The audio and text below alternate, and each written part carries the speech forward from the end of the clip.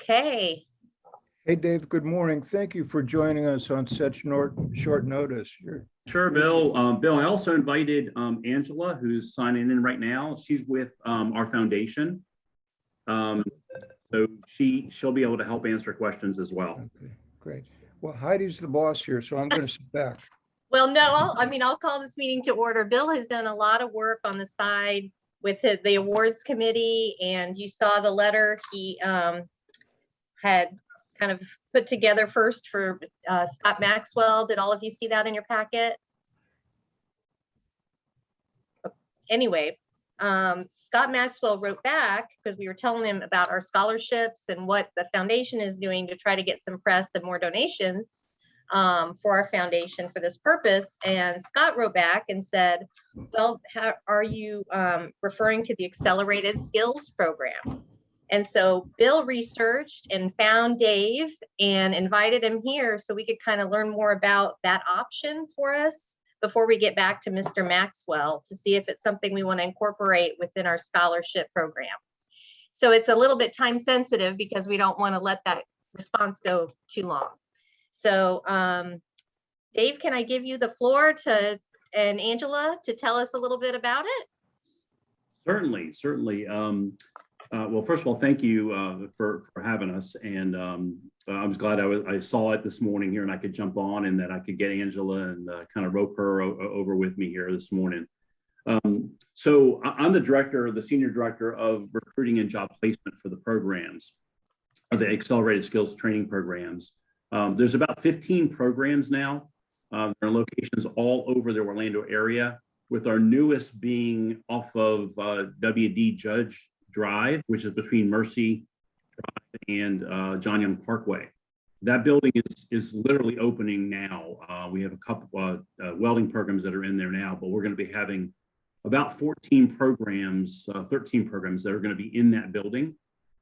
It's 27,000 square feet, where we'll have some construction programs, some distribution programs, welding programs, medical programs, and IT. And also our CDL truck driving program, we're also based out of there as well.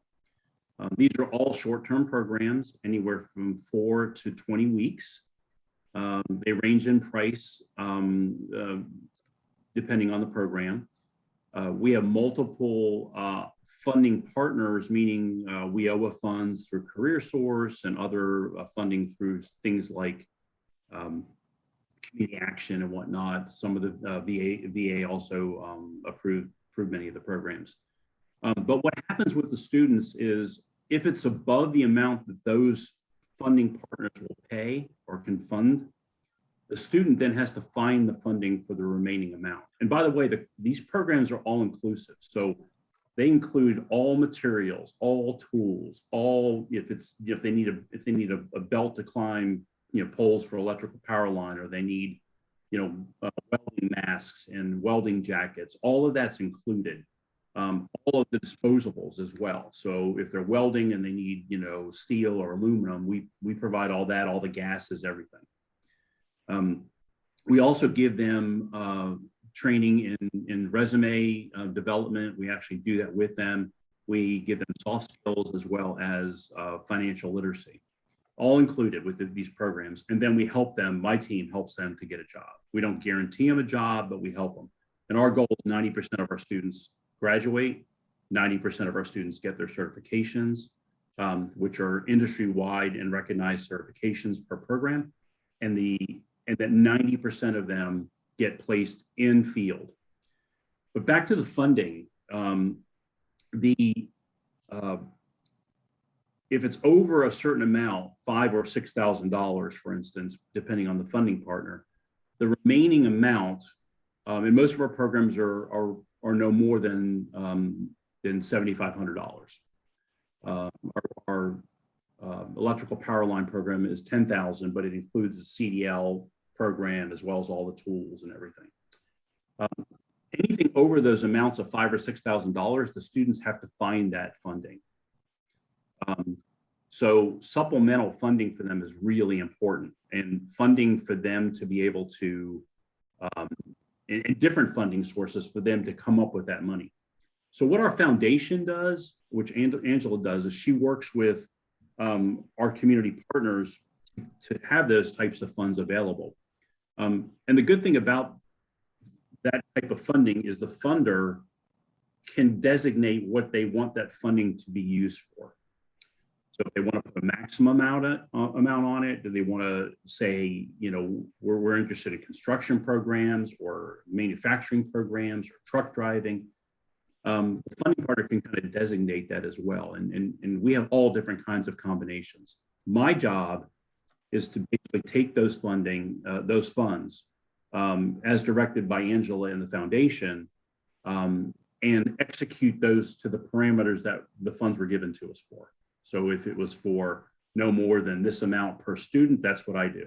So I can tell you Valencia is very, very vigorous and rigorous about that. So in a nutshell, that's kind of how this works. Our success rate has been terrific in terms of we're about 84% right now with placing our students, and that's through the pandemic, which is amazing. Our students are getting great exposure to companies still. For instance, our apartment maintenance program that we have, which is the ultimate handyman program, I've got 35 jobs right now that I could place them in if I just had students and graduates that I could put through the program. So if you help students to get in here, we can help them change and get careers, not just jobs, but careers. And that's really what we're all about. Thanks, Dave. If I could just jump in too, I just wanted to add to what Dave said. I mean, clearly these are for programs that are high wage, high demand, family sustaining wages, and really designed in a way to eliminate the opportunity costs of, career transitioning for somebody who's unemployed or underemployed. And that's the short-term nature of it. And also why we try to leverage philanthropic dollars with the other funding like Career Source that Dave mentioned, so that students can complete the program without any debt. We do not want them to have debt, and these are not eligible for federal financial aid. And as Dave said, we do work with the donor to really find common ground between what your philanthropic priorities are and what the needs are of the program. Also, we have a wide variety, a menu of training programs, and we really, Dave and his team working with the foundation do a fantastic job of leveraging all of the available funding. That said, Dave has some very high need areas right now where there is tremendous need for funding because we either don't have any scholarships designated for those areas, not enough scholarships designated for that. And, so some of those areas, and Dave, you can jump in and fill out anything I miss. The clinical medical assistant programs, mechatronics, CNC. What are some of the other ones that you're kind of foreseeing? Because we also do get a number of other grants. Yeah, so all of those. So CNC is computer numeric control, which is a machinist learning to make parts. Mechatronics is an industrial maintenance technician. So they're the ones that are fixing and maintaining the machines that are in manufacturing plants. So if they lay and they have the chip line, and if the slicer goes down, they're the ones who maintain it and fix it. I always like using that one, by the way, because most of us like potato chips. So if we don't get our chips, that's not a good thing. And then our clinical medical program, demand right now, we're doing 20 to 24 students at a time right now, and they're getting positions with Orlando Health and Advent and others like that. And the other one I would say is right now we don't have anybody that's providing funds for our commercial truck driving program. Now we have a bunch of people that want to get in that program. I mean, we've got a lot of people. We've got 9 semi trucks, by the way. The only college in the state that owns 9 semi trucks. We also have 4 buses that Disney has worked with us on, so we'll be training bus drivers very soon too. But there's nobody that's really funding or helping out there. So that could be another area. And so I think, there's a number of options. You could, choose certain areas to support, or also just provide general scholarship for the full array of programs so that Dave can ensure that they are used where they are most needed in the course of our, various enrollment periods. So there's just a number of options, and I'm happy to answer any questions about, if you were, I know that with the Rotary Club other scholarship with the foundation that supports Valencia, that's something that was not created and established at Valencia. That is something that you disperse yourselves an award. So I think it would also probably be helpful for Dave and I to understand, should you, consider and decide to do an accelerated skills training to support that at Valencia, what did you have in mind? Was that something that you wanted, that you were thinking to award in a similar way to the other Rotary Club scholarship, or would it be to gift the funding to Valencia so that we disperse it? These programs are operate a little bit differently because they are outside of the degree seeking academic program. So they run a little bit differently. So you would probably have to, should you decide to support this, and thank you so much for considering it, because the demand is in the community. We know that people are going through a hard time and transitioning, and this is really life-changing for people. And we know that industry needs it too. So thank you for considering that. Yeah, one last thing, and it would certainly take any questions. One last thing that may be helpful to you as well, and Bill and I talked about this briefly. We also are very willing to share the success stories of those that you potentially have helped. We ask our students to do that. It's sort of our give back. You've received something in kind. We want to also give back. So we do student stories, and we could very easily do that. We get the release of the student to do it and tell their story basically on how the partnership between us, let's say Career Source and the Rotary Club, how all that worked together, and now this person's in a new career and how it's changed their life. And so we actually love doing that, to be very honest with you.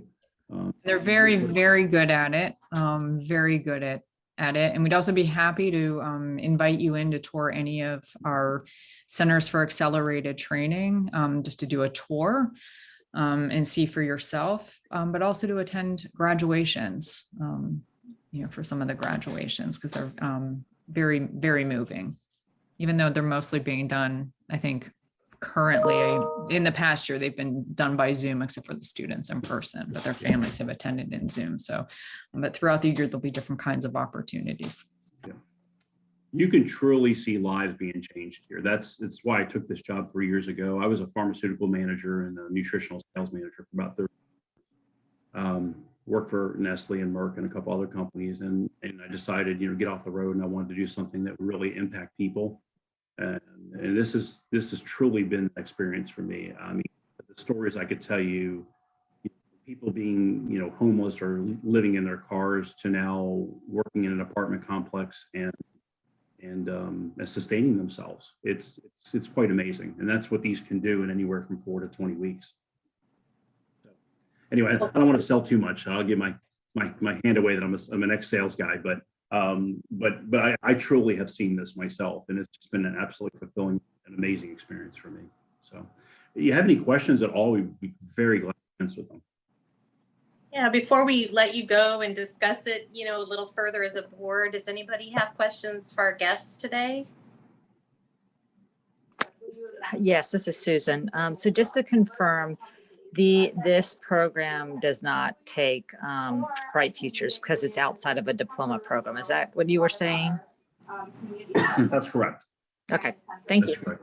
And the beautiful thing about that, and by the way, down the road, Pell grants may be able to use and things like that. That's something that's being investigated, and we actually may be a pilot for that someday. For the pandemic, that was being considered. As of now, no. But the beautiful thing about it is, because we're an accelerated skills training program, we can adjust the program from program to program based on the industry's needs. So if Frito-Lay calls us up and said, we need more training on hydraulics, or we need more on pneumatics, and this is what we need, we can bring their techs in here, they can tell us what they need, and then we can train to it. Prescriptively give them what they need. And I wouldn't say the only, but maybe the only school in the area that can do that, because we're bound by a defined curriculum. Go ahead, Bill. Dave, just two questions. First, is there an average amount that you see students needing? Like, oh, wow, I'm $1,500 short. What's the norm, or is there a norm? Yeah, the amount can vary depending on the program. Like I said, if they go through Career Source, for instance, the max that they will provide for funding is $5,000. So if the program was $5,495 or $5,500, they would need to $5,000. Some programs are $7,000, some are below the $5,000. So if they're with Career Source, I don't need any supplemental funding. What some have done is they've said, be for any program, the amount we want you to provide is this amount. So you spread it out and say, look, we want to fund. That's what we want to do. We want to change 50, be part of 15 people's lives, let's say, or whatever that number is. And from there, what you can do is designate, well, if it's this amount of money, that means it can only be a person.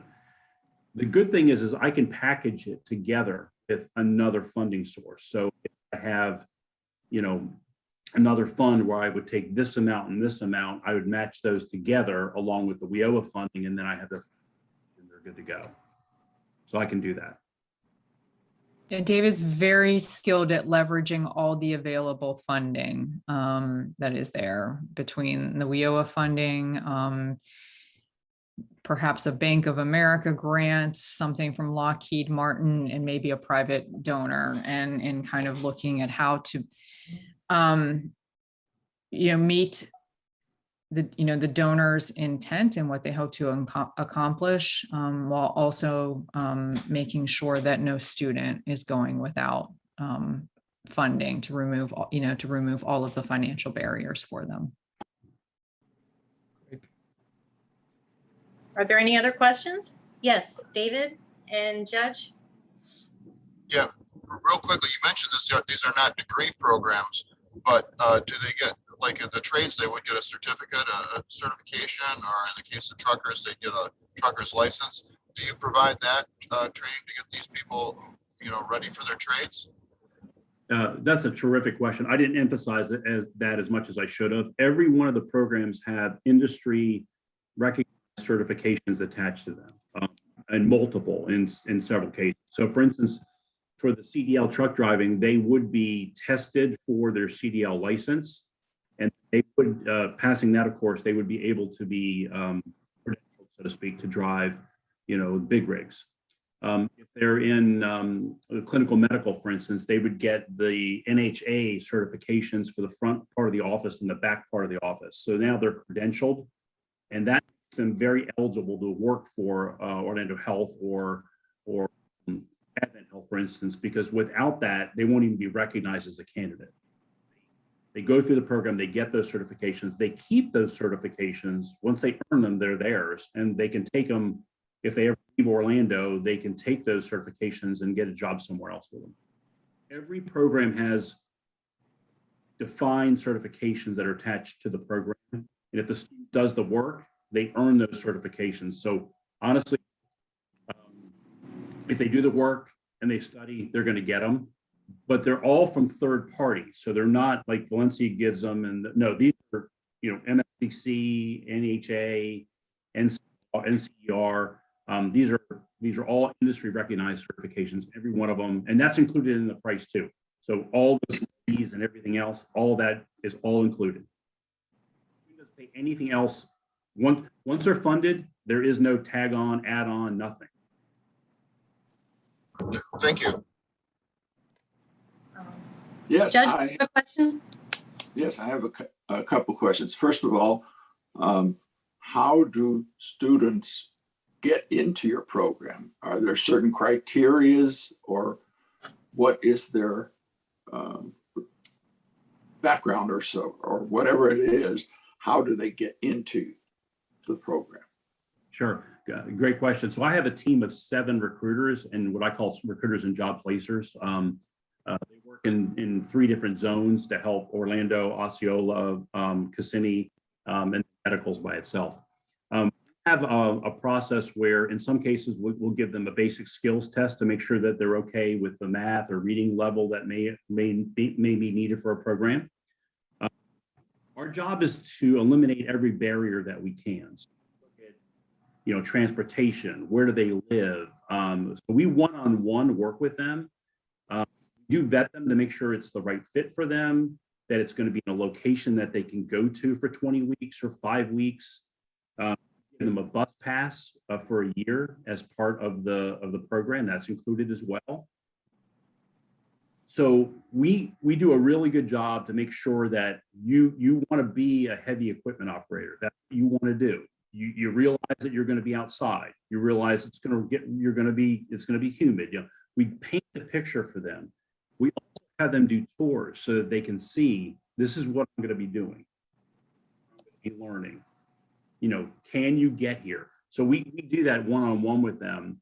And that's before we go into anything around funding. We make sure that fit is right. Remember, our goal is to place them in a career. So once we take them in the program, we want them to be successful and get a career. And if what they were thinking isn't right, we offer all 14 programs to them. So it sounds to me what you're telling me is maybe this one might be something for you to consider. We try and fit them in the right place. If some people don't take tests well, for instance. So if they do great on the test, we'll have a one-on-one with them. We'll give them an exercise and say, okay, you know what? Let's do this together and see how you do with it. So we try and eliminate barriers, but we also don't want to put somebody in a program that they're not going to succeed in. So we try and make that lock and key work really well there.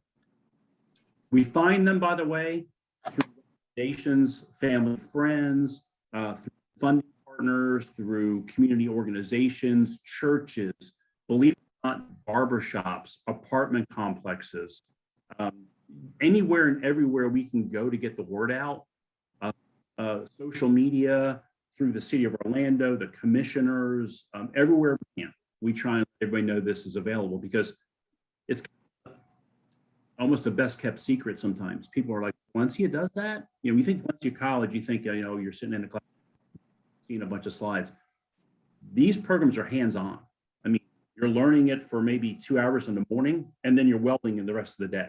You're learning for 2 hours, then you're pushing dirt in a 3-acre sandbox that we have. I mean, honestly, if I wasn't doing this job, I would take 3 or 4 of these because they're really cool, really fun to do some of this, to be honest.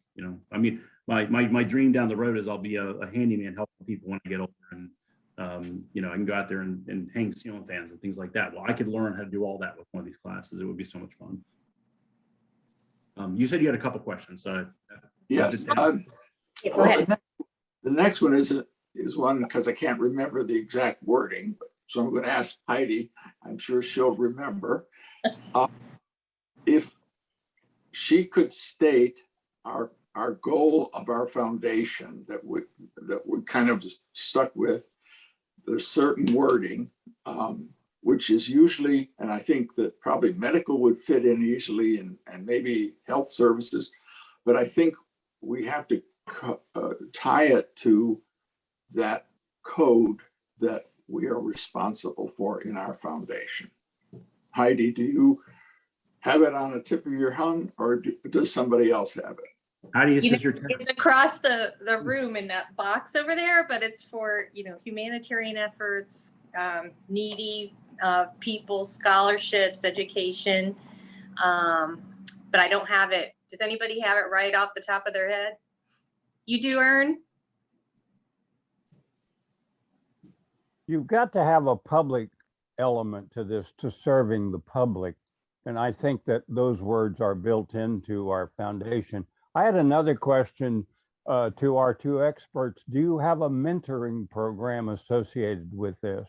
And if so, how does that work? I would say it's not a direct mentorship, but what happens is our instructors only do 12 is like the average per class.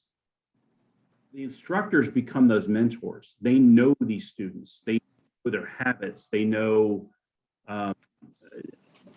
in some cases, way more about the student than they ever thought they would know. They'll pick up the phone and talk to the students. The students will call them, and afterward they stop by and tell us how they're doing. They'll call the instructors. So I think that they look at our instructors that way because of the personal touch, and that it's 12 people to one instructor.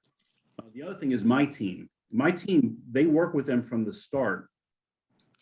Their job is to have multiple touch points with them throughout the program, and including, getting the resume together and interview skills, and then connecting them with employers. So they have to know, Jimmy wants to work with a large company. He wants to work inside, outside. He wants to do frame carpentry versus finished carpentry.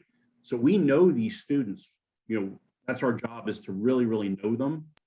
So it's not a formal mentorship, but it's kind of an embedded mentorship, I would say. It just kind of happens because of the one-on-one and closeness that happens with the student and instructor. In my One way you might want I to can give you the language if you'd like. I'll give you the language to provide scholarship aid to local students, to provide health care aid, relief from hunger and poverty, and humanitarian aid to the needy in any area. There we go. Yeah. Okay. I was just going to add to Dave, one way to think about it is like a case management model with wraparound services. So with mentoring being a part of that, but you don't have an assigned mentor. And as Dave said, like his team, they really serve as, case managers in a way to get everybody through from beginning to end and ensure their success. That's a good way to put it. That's basically what it becomes. But there's just a deep conviction of the people that work to help people to get that career. Like, we're ecstatic when we hear somebody on a job with Duke Energy. We're like, they're making $22 an hour starting as a power lineman, a entry power line. We're ecstatic. We're just like, that just talking about fuel. That's all we need. It's just so cool when we hear that. Okay, are there any more questions? Well, we really appreciate you being here and shining a light on this program. I had no idea, and so I'm really glad to know about it. So we're going to discuss it further as a board, and I'm sure in some upcoming board meetings, and see if it's something we can make work. Awesome. Heidi, if you and the board would like to come out, you give me the day and the time, and we will we'll give you a tour, especially of the new facility, because that has so many of the programs. We would love to have you out there. And by the way, if you want to have a board meeting there, I've got 2 classrooms, nice and air conditioned, or you can come there and have your board meeting right afterward if you want to. Oh, that's nice. Thank you very much, Angela and Dave. You're welcome. Thank all of you so much for considering our programs and the support and for reaching out. I also just wanted to let you know that if you have any questions, I know that Chris Whitney, who is on the Valencia Foundation Board of Directors, he loves these programs too, and is also a good resource, and would be probably very happy to answer any questions you have. I know he's a member of the Rotary. Great. So thank you. And thank you for all the ways that you support Valencia students. We really appreciate it and can't do it without you. Absolutely. I'm so glad I could jump on and be here today. So thank you. Bye now. We are too. Thank you Bye. so much. You're Bye-bye. welcome. Bye-bye. Okay, Bill, I want to first thank you for doing all the legwork to find the contacts, and he's done a lot behind the scenes, I have to tell you guys. I don't know if it's something we need to decide today, or if I can respond to Mr. Maxwell and say, it's something we met with the people and we're looking into it, or if it's something, I don't know where everybody is on it, but it sounds pretty promising to me from what they said, to give someone a career, an immediate career, and lift them out of, poverty. This is Susan. I just Susan. wanted to express a couple things. I think it's an awesome program. Both, I see it, the need on it, at least in the field that I am, and in particular where I'm working. And that's one, the field of healthcare and medical assistance is so hard to find these days. You cannot, we need all the MAs that we can get out there, and they are few and far between. And it's a great, you come in starting at a great rate, and you can move up to a pretty considerable rate, but then it also opens the doors for you to continue on to go get a nursing license or something like that. That's the first thing. Second thing is that, we work with a lot of families that who have, young adults in their family that are struggling to figure out what their path is going to be, especially financially when they can't afford college. And, just the idea of having options out there for them to help them get something that's a wage that's supportable, for a family or for, themselves is amazing to me. So that's my input. Woody? Yeah, if I could throw my 2 cents here. Can you hear me? Yeah. Okay. Coming from the construction and development industry, I'm a little biased on this because I see the huge need. The amount of incompetence out in those fields is just outstanding. So I think this would be great. If we decide to go ahead with this, excuse me, I think it'd be important to, instead of just contributing to the general fund, to be able to contribute as a supplement to a particular individuals, so that we can see their progress. We can maybe have them come to the Rotary meetings. It'll be the feel-good moment, and the feel-good moment is what encourages others to participate and contribute. What do you think about how it relates to our other scholarship program right now? And if it's a kind of a dual track we're thinking about, or if we're just going to focus more on these kids that can't get federal loans, they can't get Bright Futures. You guys have any thoughts on that? I think that. Go ahead. Sorry, I think it's the same track, because scholarship doesn't have to be strictly academic. Sure. Ern? Yeah, my own experience in training with the Navy is that we have shifted our society towards the people who are cerebral and smart. And those of us who are born cerebral or smart or kind of got help to be cerebral and smart and well educated, have a decided step up from the society over the guy who is pretty good with his hands, or the girl who's pretty good with her hands and doing practical stuff. But there's been a decided shift away that's created the comment that a couple of our colleagues have talked about being shortages. There are shortages in people who can do practical stuff. The military used to be a great source for that, but increasingly the military is it's operating computers. So again, it's people who are cerebral and keyboarding or whatever, and not people who can fix stuff. So I really, really endorse, let's start the dual track you suggested, Heidi, and let's try to get on board and put some people on the train towards creating many, many more people who can fix stuff. Okay. Yes, Bill? Heidi, if I may, I thought Dick Harris was going to be on the call. I had a conversation with Dick regarding funding availabilities, and I don't want to, all I want to say is, he said there are funds available that we can put towards this program without any problem whatsoever. So I don't think funding is a question. The only question is, we need to ask Dick how much is available, but there are funds available. Well, maybe what we can do is kind of put together some proposals on the side. If I could get a vote that we want to proceed with investigating, and I can respond to Mr. Maxwell and say, this is something that's really excited our board, and we're looking forward to working with them. And then we can kind of figure out the details of the funding and how that's going to go. The urgency was responding to Mr. Maxwell, but also it seems like from talking to them, you know, the urgency is helping these kids get jobs as fast as we can. Yes, Judge? Well, I'll make a motion that we support this program and look into a way in which it can be presented to the board for a vote and approval. Okay, great. Do I have a second? Woody, that's you? Okay, a second. Any further discussion? All in favor, say aye. Aye. Aye. Okay, Aye. all opposed, same sign.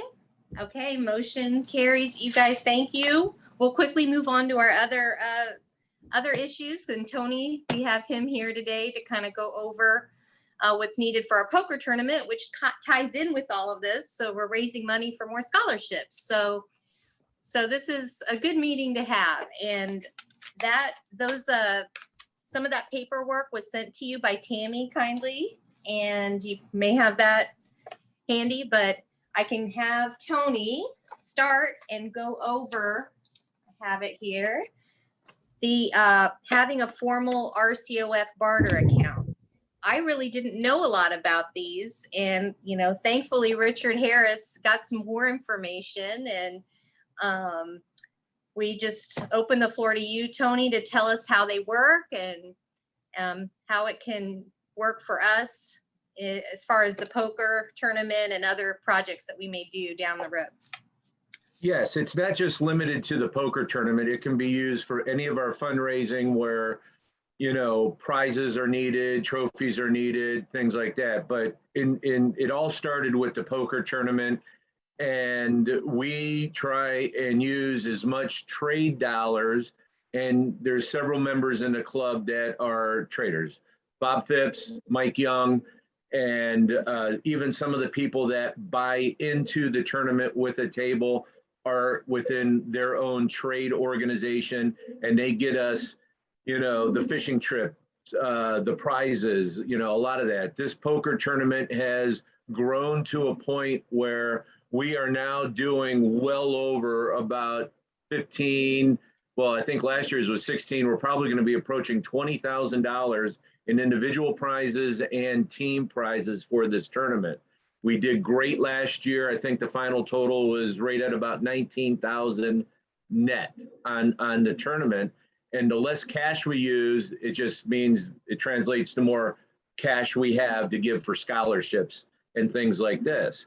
So in sitting down with all these people trading their dollars to get this gift, I come in with a couple fishing trips, Bob comes in with some stuff, Mike comes in with stuff. It's a little confusing and disorganized. And now that I am a franchise owner of Trade Bank, which is a barter exchange company, I feel it's easier to put the foundation, have its own account, and now we can donate these trade dollars to the foundation and use the foundation account to buy these necessary prizes. And even if it's utilizing them for tents and chairs and stuff like that, to keep it, the benefit's going to be much better tracking of the trade dollars, other than it being, we raised, you know, total of $50,000 and we used, you know, an estimated 15,000 trade. We're going to be able to track that much better. And it also allows these traders within the club to actually donate their trade dollars to the Rotary Club Foundation that can be used for anything. You know, even if it's turning around and providing some of these students, you know, gift cards to restaurants to be able to go out and eat. That I mean, it's unlimited what we can use the trade dollars for, but specifically, we're bringing this to the table for the poker tournament so we can get a little bit more organized and know the details of what we're actually doing on trade, because it's become a very big part of the poker tournament, allowing us to raise those kind of funds that we've been experiencing these last few years with the Team Challenge tournament, which is unique to any other tournament out there. You know, that's kind of the 10,000 foot view. I'll be glad to open it up for questions. I have a question. Do you do Yes. this for other 501c3 organizations as well, Tony? Yes, I do. Absolutely. I just, I have a dance studio that is a 501c3, and she receives trade. And that, what the benefit of that is, now the people providing trade dollars for gifts, by donating it to the 501c3 organization, they actually get to write those trade dollars off on from their trade account. So versus buying the products or the prizes and donating them, you can still do it, but it's not through their trade account. Donation, there's that tax write-off for the donor, being a 501c3. Yes, Rich? Yes, Rich? Heidi, I don't know if you talked to Dick about it, but I was hoping Dick was going to be on the call. The other thing that Dick said about this program was that he liked it because we get a monthly accounting, and we will know dollar for dollar and penny for penny where this money is. It won't be sort of nebulous. It'll be a documented report we get on a monthly basis. And the second thing was, he liked the idea of being able to have the ability, for example, with the things right now about doing the awards for the people that have donated $500 or more, we could buy those awards without having any cash at all. And so the bartering, Dick really felt, opened up a different opportunity for the foundation to be able to do things that wouldn't require cash. So I just wanted to add that on Dick's behalf. So. And I did include in the emails, Dick's email, about the IRS having no prohibition and restriction on barter as long as a 1099 is set at the end of the year. It's like a brokerage account, Tony. Is that my understanding that you kind of manage? That's how he was explaining it to me. Yeah. And the beauty of it is, you know, I'm the owner of Trade Bank here in Orlando, and I will personally be managing the foundation's account. And yes, you will get a monthly statement just like a bank, and you'll also get that annual statement with the 1099. And being your 501c3, there's no tax burden with your 1099. Woody? I just skimmed through all that information quickly, but it looks like there's in the contract, there's an 80-20 split with the company. What's that based on, and how's that work, and what would that end up costing us? Right. What I'm doing is, there's several levels of trade accounts. Your basic barter client account, there's cash fees involved.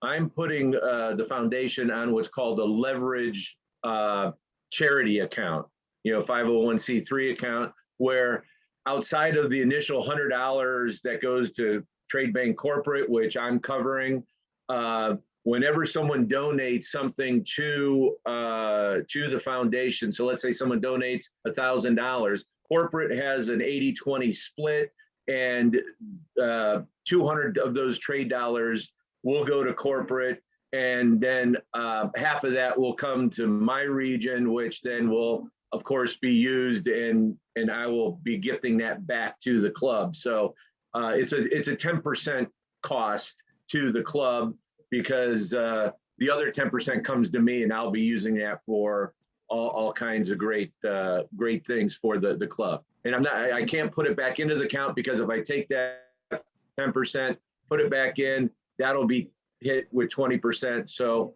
I will be there's no cost to me to do transactions as the owner. So I will be buying a lot of the prizes and the bigger prizes and gifts, utilizing a lot of that 10% that is donated. That goes to me. And then there's. You're just freezing up. Go ahead. $15 a month account fee. Instead of it will be 15. My back? Hello? You're back. Okay. Internet. It's paused. We're not really hearing you, Tony. Your picture is frozen. Okay. Your picture is frozen. Sorry. There's a 15. Can you hear me? Can you hear me? All right, hang on. It's cutting in and out a bit. We hear a little and Okay. then you freeze up. I'm sorry. There must be a bad connection here on my side. The $15 a month accounting fee will be in trade dollars coming out of the account, not cash. That's why I'm putting you on the leverage account. So there's the fees right there structured with the account, if you're able to hear that.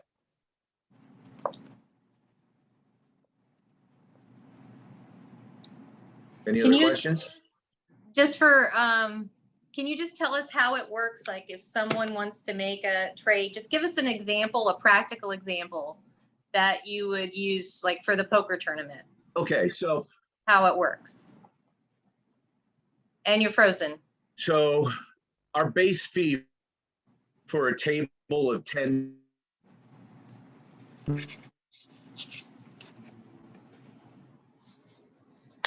Sorry, Tony, it's frozen. What's the call-in number? Let me. You want to call Yeah, in? what? Hey, yeah. Okay. Why don't you just sign off and sign back on? Tony, why don't you sign off and sign back on? Okay. Yeah.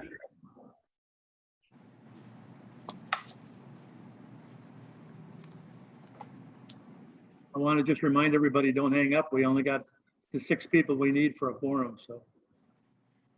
So David, stay on, okay? And you and Susan. Please. You're muted, David. I'm still here. Okay, I'm still here. you're a passenger, I'm in right? South Carolina, but I'm still here. Thank you. You're a passenger, right? Yes, I'm a passenger. Good job, okay. I'm on, Okay, see, this is the fine. passenger side of the car. Okay, Tony, you're back. Unmute. You're muted, Tony. All right. Okay. You thought I got this down pat last year using Zoom. Here's an example for the poker tournament. So our base fee for a table of 10 is $1,500, a corporate table that they want to play. So let's say we have an organization that has products that we can use for the tournament. We are willing to trade that table out, you know. This year we're doing, last year we would do it for 3,000 trade dollars, at least doubling it. Now we're getting minimum $750. They trade out $1,000 to $1,200 on that. So someone can come in. So for me, I'm going to have a table there. I'm going to minimally be spending but then about $2,000 in trade dollars coming in for prizes. You know, I'm focused on the fishing trips that we're going to be giving away, which are $350 per trip. And I'm going to do about 3 or 4 of those. And those can be prizes to individuals. Those can be used for silent auction items. And, you know, I got someone that's, I'm buying a trip, 5-day, 4-night trip to Mexico certificate, which would be a great silent auction item that is going to just increase. We did great with the silent auction.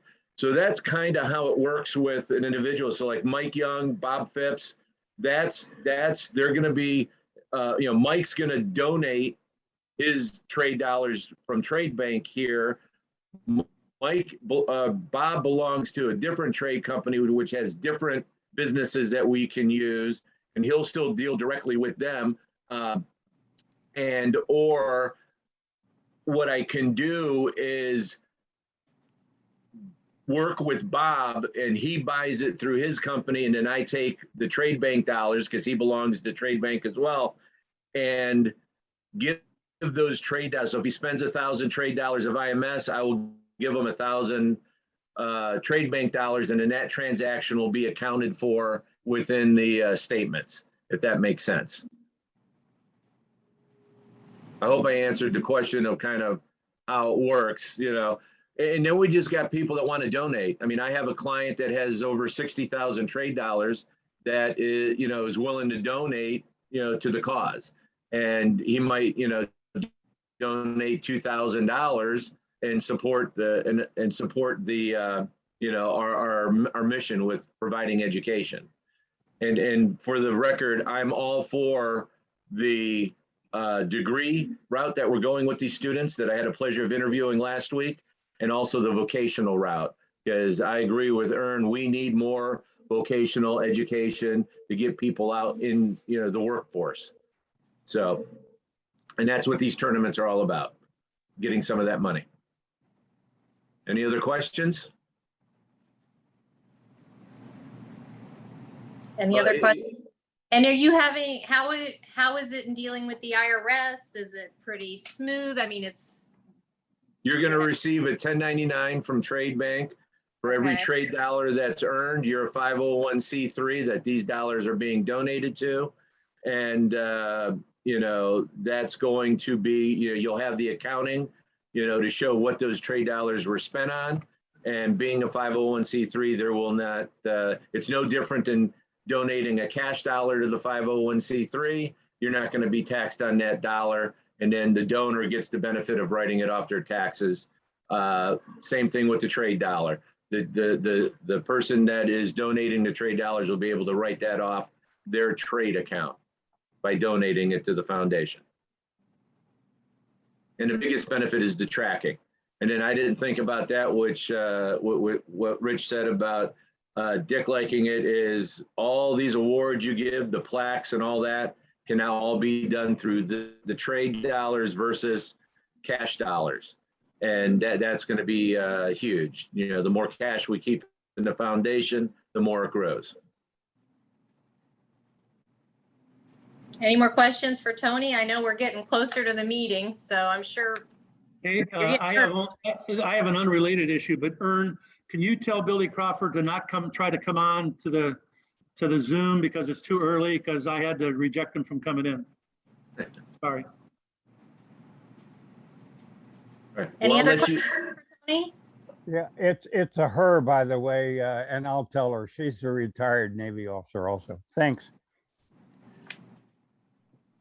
Okay. All right, well, I'll let you guys discuss it. Thank you for having me. And it's just another way of being able to do what we do very well in raising money. Thank you, everybody.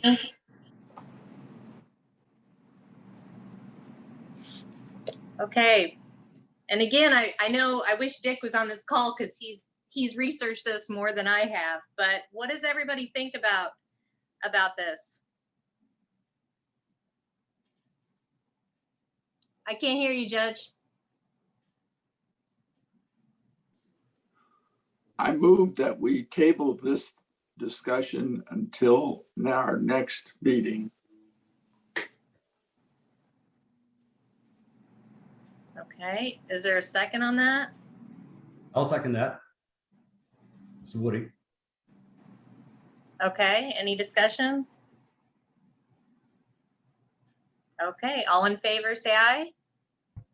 Aye. Aye. All opposed, same sign. It is kind of a big deal. I'd rather have more people present to consider it. So I'm glad you did that. I know they're anxious planning the poker tournament to get something done, but we'll get a meeting scheduled with more people as soon as we can. And I apologize for having to dart in and out of this meeting. Well, we're glad you graced us at times. That was very nice. But I missed the whole conversation, so I would have had to abstain from the vote. So, okay, so also just one other thing, which I'll be announcing today, our foundation designated 1,000 to the Food Security Fund to Heart, Hands, and Hope. I guess Bill had met with them and we had enough money in the account that was already, that could be designated. And so that was done. But at the next meeting, I'll let him go into that more with you. I think he did a tour and met with people and really talked to them about the program. So without further ado, can do I have a motion to adjourn the meeting? Because we got to go to Rotary.